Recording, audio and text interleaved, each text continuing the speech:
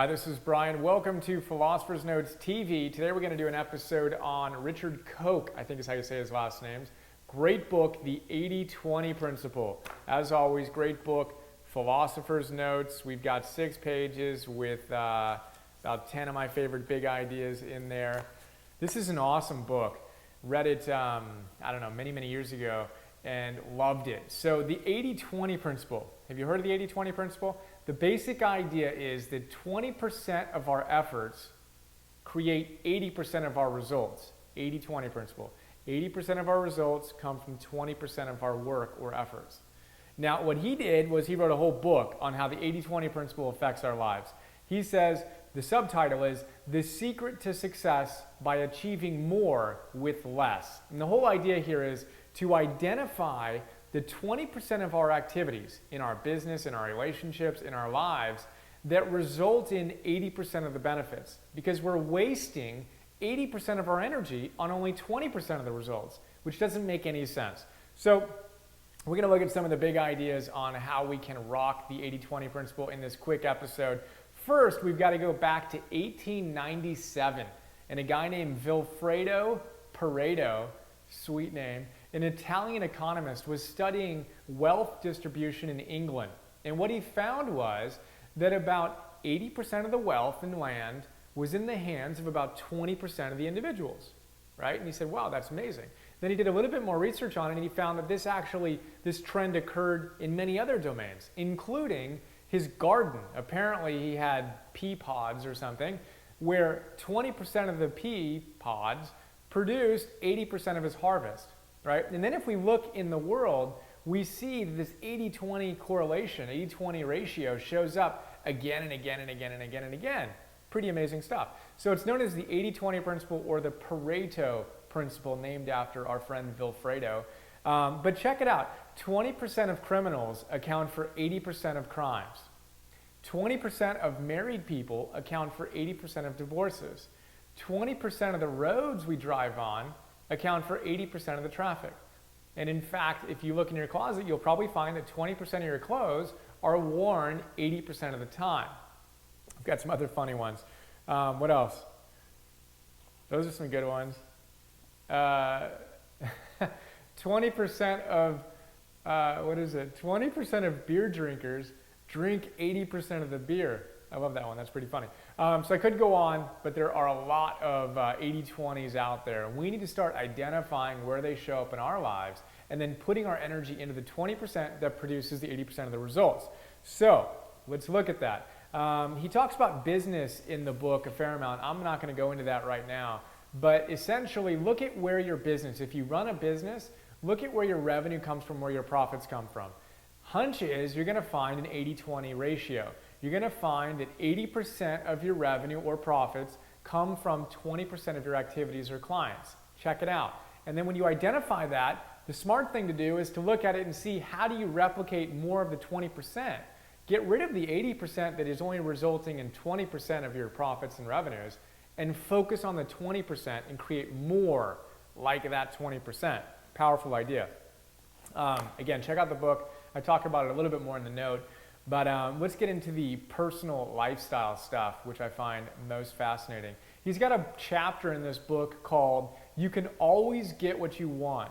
It's the name of the chapter.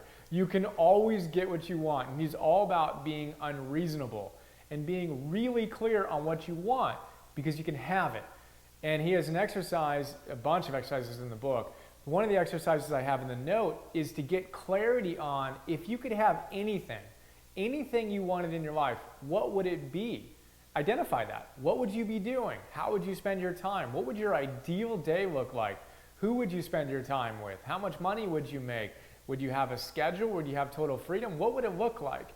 And we need to spend time looking at this and creating it in our minds, as we discussed in the episode on Stephen Covey, right, in the 7 Habits. Begin with the end in mind. Habit number 2. What's your ultimate outcome? Start by envisioning that. We got to have that thought about in order to actually manifest it. Really powerful stuff. He also talks about the importance of focusing on what comes easily to us. Too often in the literature, self-development literature, we're all about like improving our weaknesses and stuff like that. But the fact is, even scientifically, Martin Seligman, the author of Authentic Happiness, The Science of Happiness, tells us that we need to focus on our strengths. And another guy named Robert Sternberg wrote a book called Successful Intelligence, which looks at why people with high IQ aren't necessarily that successful. And what he found was SQ, Successful Intelligence. Those people knew what they were good at, and they did that often. And they knew what their weaknesses were, but they didn't try to make their weaknesses into strengths. They just spent enough energy on their weaknesses to make sure they weren't kicking their butts. Then they put all their energy and passion into what they were good at, which tends to be what we love to do, which tends to be what the world rewards us for doing. So we want to identify the things that come easily to us.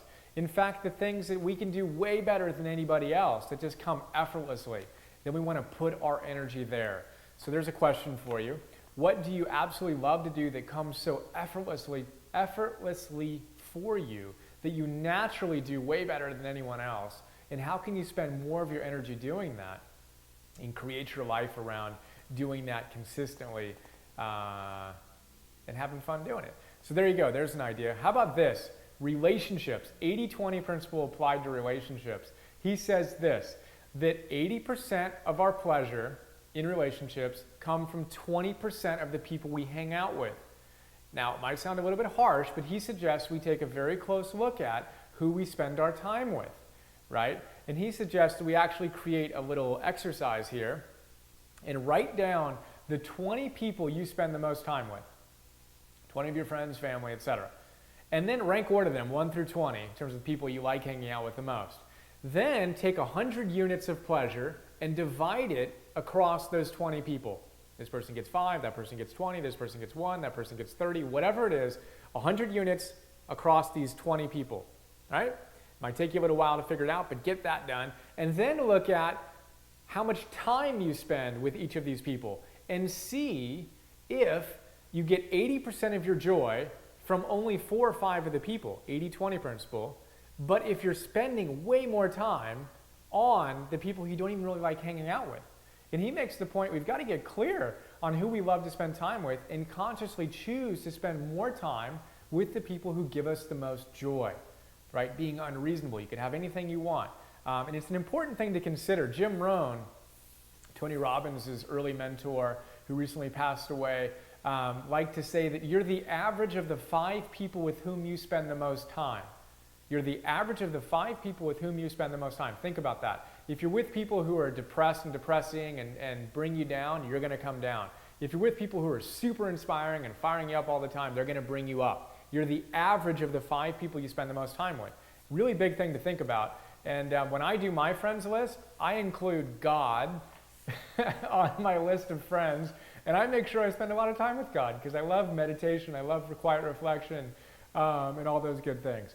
And then the great teachers I consider friends of mine. I get so much out of it, and I consciously put a lot of energy into that. So think about where you spend your energy, whether you're averaging up or down, and choose wisely.